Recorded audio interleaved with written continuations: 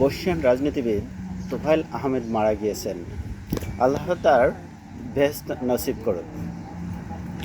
৬৯-এর গণঅভ্যুত্থানে এই মহানায়ক, তিনি ৬৯ সালে যে গণঅভ্যুত্থান হয়েছিল সেই গণঅভ্যুত্থানের নেতৃত্ব দিয়েছিলেন এবং সেখানেই তিনি মহানায়ক হিসাবে আবির্ভূত হন আমাদের এই বাংলায়।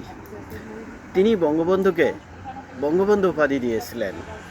অর্থাৎ আমরা যে আজ বঙ্গবন্ধুকে বা জাতির জনক শেখ মুজিবুর রহমানকে যে বঙ্গবন্ধু বলি, এই বঙ্গবন্ধু উপাধিটি তিনি দিয়েছিলেন। তিনি বাংলার রাজনীতিতে তার অবদান অনস্বীকার্য।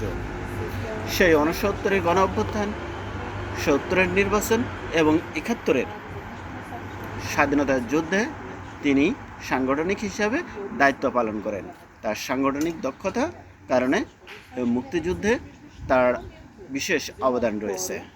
শুধু মুক্তিযুদ্ধ এবং মুক্তিযুদ্ধ নয়, মুক্তিযুদ্ধ পরবর্তীতেও আওয়ামী লীগের সাথে তিনি একনিষ্ঠভাবে কাজ করে গিয়েছেন।